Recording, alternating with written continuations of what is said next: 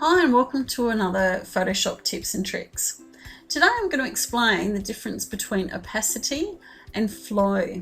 This is a question that gets often asked of me, so I figured it was a good idea to make a video just to explain the differences between the two. I'm going to use the brush tool to demonstrate how they both work. But with the opacity and flow, there are a number of tools that will actually use both of these, but they all work basically the same.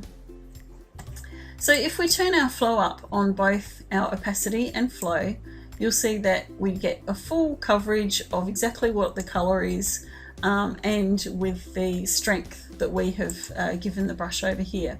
I'm just going to make that a little bit harsher so we can see what happens when we turn that down.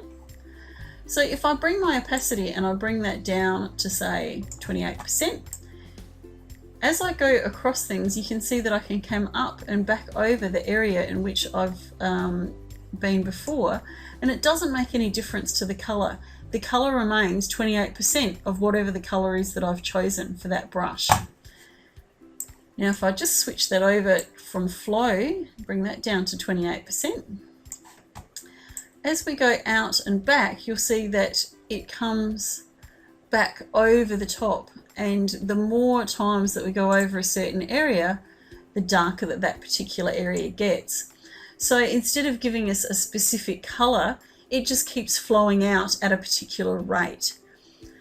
Now when we go to use these, we really have to have a good think about, do we want to perhaps mask an area where everything is at the same opacity, or do we want to be able to rub back more of a mask using the flow so that we've got a little bit more control and don't have to keep going back and forth with more and more opacity all the time to actually make those changes.